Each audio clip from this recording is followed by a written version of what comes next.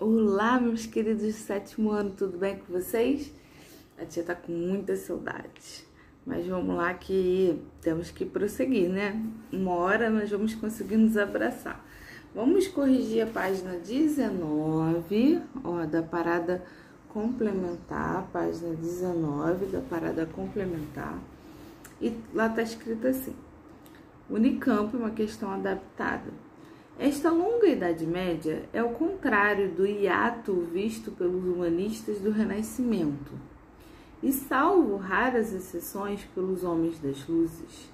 É o mesmo da criação da sociedade moderna, do essencial das nossas estruturas sociais e mentais, momento em que criou a cidade, a universidade, o moinho, a máquina, a hora e o relógio, o livro, o garfo, vestuário, a pessoa, a consciência.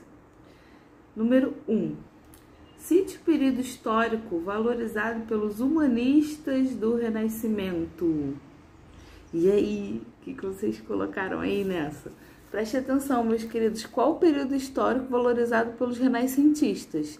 Pelos humanistas, que são a mesma coisa, né? Lembra? Antiguidade, Idade Média e Idade Moderna. Renascimento. E aí o pessoal do Renascimento queria renascer aonde? Queria reviver aonde? Né? Com os ideais de que é tempo histórico lá da Antiguidade. Tudo bem? Essa tá fácil, né? Bom, e justifique sua resposta. Eles achavam que a Idade Média de nada tinha, né? Nada tinha acontecido de interessante. E muito ligado à religiosidade. Então eles achavam que os ideais greco-romanos eram ideais mais interessantes, tá bom? E que ideais eram esses? Da razão, né? E aí você pode falar dos filósofos, enfim. Não só da razão, tá? Mas da busca pelo corpo, né, do homem como sendo muito importante, e eles queriam retomar essas características, tá bom? Bom, muito fácil o número 1, né? Vamos para o número 2. Caracterize a atividade que impulsionou o desenvolvimento das cidades medievais. Qual seria? Lembra das cruzadas? Meus queridos, comércio, né? O comércio que foi aumentando e crescendo e fazendo com que as cidades fossem cada vez maiores e mais prósperas, inclusive fazendo com que as pessoas começassem a pensar diferente, tá? Bom, número 3. Justifique por que não é correto considerar a Idade Média uma mera Idade das Trevas. Gente, por que não é correto? Porque nós vimos aí no texto, olha só. São 10 séculos de história. São 1000 anos. Vocês acham realmente que nada de importante aconteceu? Claro que aconteceu, né? Então, vamos lá. Inventaram os garfos, as bibliotecas enormes, tudo bem que controladas pela igreja, né? Universidade, o moinho, a máquina, a hora, o relógio também foi criado na Idade Média. Então, assim, algumas coisas interessantes aconteceram, tá? Então, não pense, a Idade das Trevas, nada, não, Idade do Escuro, Idade que nada aconteceu. Não é bem assim, tá bom? Bom, leia o texto da historiadora Laura de Mello e Souza sobre a conjuntura do século XVI na Europa e responda as questões 4, 5 e 6. Vamos lá. O brilhante século XVI viu o surgimento do antigo sistema colonial, das reformas religiosas, de estados modernos já francamente consolidados, de uma produção artística e intelectual impressionante. Mas viu também o estabelecimento de inquisições ibéricas, a espanhola, na verdade, datando do final do século anterior, 1478. O horror das guerras de religião, um incremento da história inacreditável que foi a caça às bruxas. Na verdade, ciência e razão eram apenas uma face da realidade bem mais complexa. Enquanto as elites redescobriam Aristóteles e discutiam Platão na Academia Florentina de Lourenço de Médici, a quase totalidade da população europeia continuava analfabeta. Praticamente alheia à matematização do tempo, tinha seu trabalho regido ainda pelos galos e pelos sinos, exceto nos centros têxteis mais importantes da Itália e de Flandres. A vida cotidiana era pautada por ritmos sazonais. A grande crise do século XIV trouxera consigo a fome, a peste, legiões de marginalizados que a economia feudal não mais conseguia abrigar e que vagavam pelas estradas europeias sem rumo e sem dono. Do que fala o historiador inglês Christopher Hill. Trouxera também um sentimento generalizado de medo, de pânico ante um fim iminente muito próprio dos períodos de crise. Uma das tentativas de resposta ao medo e ao sentimento de instabilidade foi a exacerbação da religiosidade popular. Apresente, no número 4, as manifestações de caráter religioso que comprometiam o progresso científico europeu no século XVI. Estavam falando da Inquisição. O que era a Inquisição?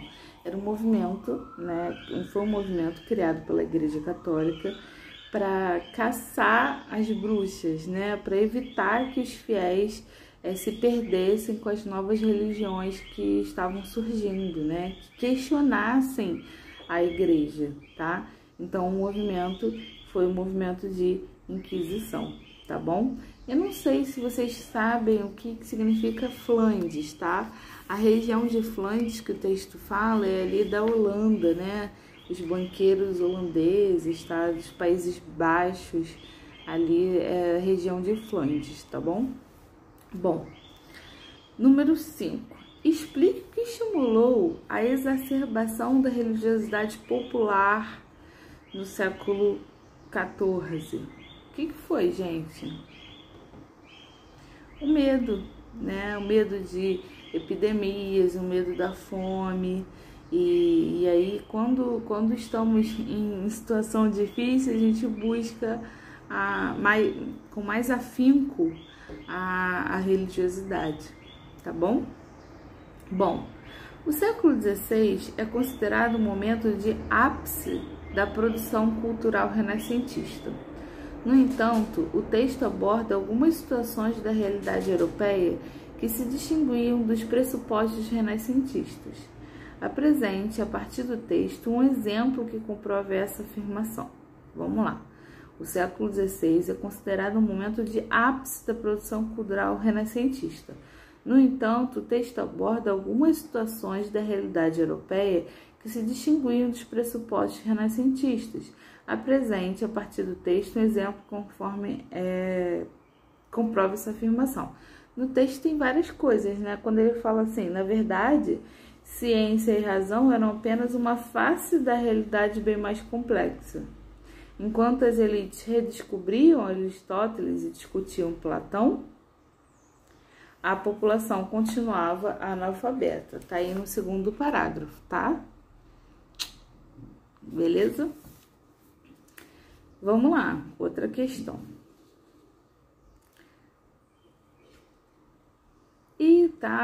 Gente, olha, desculpa. Eu acabei pensando que ele estava se referindo a esse texto aqui, mas não, tá? Tem um outro textinho aqui, então desculpa, tá, meus queridos? Vamos lá. Em 1566, Copérnico anunciava em sua obra sobre as revoluções das órbitas celestes. No primeiro livro, descrevo todas as posições dos astros, assim como movimentos que atribuo à Terra, a fim de que esse livro narre a constituição geral do universo. E aí, meus queridos? Não, tô certa mesmo, é outra questão, tá? Então, é o segundo parágrafo lá no número 6, tá? Número 7. Explique como o telescópio inventado por Galileu em 1610 ajudava a confirmar as teses de Copérnico. O que vocês acham? Por que o telescópio ajudou a confirmar as ideias de Copérnico? Foi muito importante porque ele conseguiu, Galileu Galilei, né, aproximar, trazer mais ciência e confirmar que, na verdade, quem é o centro do sistema é o Sol e não a Terra, ok? Então, o telescópio ajudou a confirmar as ideias de Copérnico, porque, através do telescópio, criou-se uma maneira científica de ver que o Sol fica no centro do sistema, ok? Bom, e não a Terra, como se pensava antes. Número 8. Relaciona o estudo da astronomia com as grandes navegações desse período. Foi muito importante, porque através do estudo dos astros, os navegantes começaram a se orientar, né? A saber em que posição, em que direção iam, tá? Então, o estudo dos astros foi muito importante para isso. Para as grandes navegações nesse sentido, para orientação, ok?